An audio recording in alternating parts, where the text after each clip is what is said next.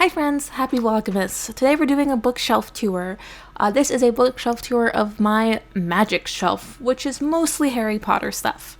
And even before we get to the books, I have all sorts of cool things, like chocolate frog cards. We also have my time turner, a little Hedwig toy in a cage, which is all lovely. Some Harry Potter game pieces from a board. I have Hermione, Draco, Ron, Harry, all of them.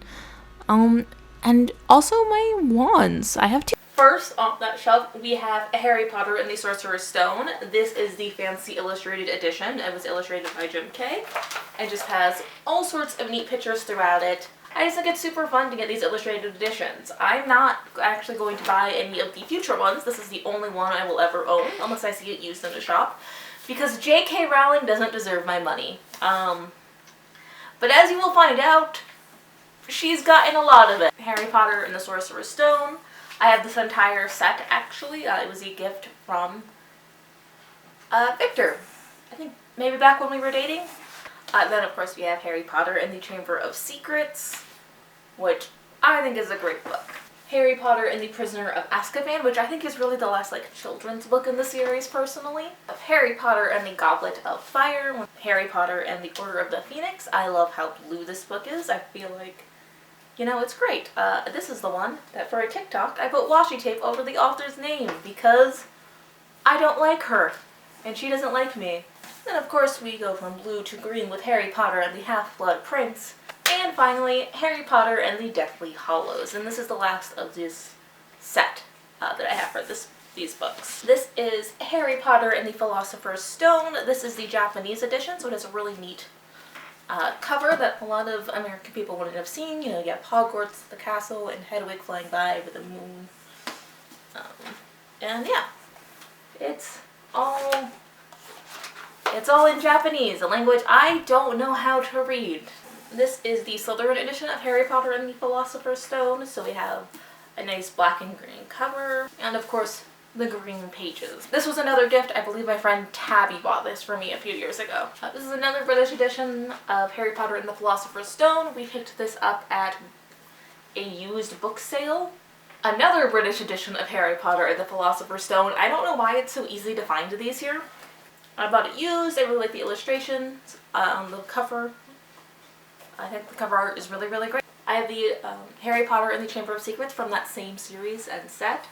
So it's, once again, this is really nice, beautiful, colorful cover art, and on the back we have a picture of Hogwarts instead of Dumbledore. And it's just a nice British edition of Harry Potter and the Chamber of Secrets. And this goes on for just one book longer with Harry Potter and the Prisoner of Azkaban, another British edition. We have Harry and Hermione flying off on Buckbeak and a werewolf on the back.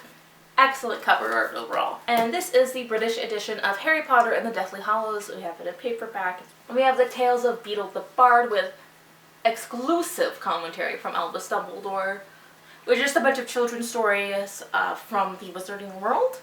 It was really cute. We bought this secondhand again. We have a few paperback editions of Harry Potter. I don't have the whole series.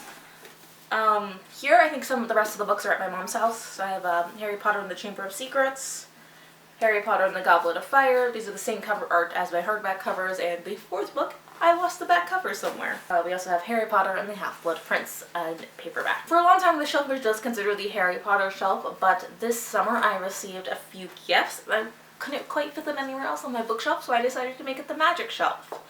I'm actually planning to unhaul some of these Harry Potter books eventually, but I haven't had an opportunity for that yet.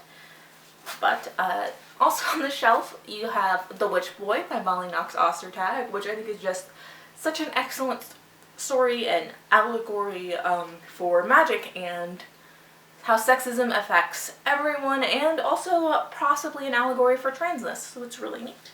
It's also the second book, The Hidden Witch by Molly Knox Ostertag, which I think is really great because it shows an example of people finding and building community outside of just your immediate family, and I think that's cool. And lastly, we have The Midwinter Witch by Molly Knox Ostertag, the last in the trilogy, which is kind of Christmassy vibes. Those are all the books on my magic shelf. Let me know down in the comments if you want to see the rest of these bookshelf tours over Vlogmas, and if you want to see more from me, please subscribe, watch another video of mine, or support me on Patreon. And hey, I love you!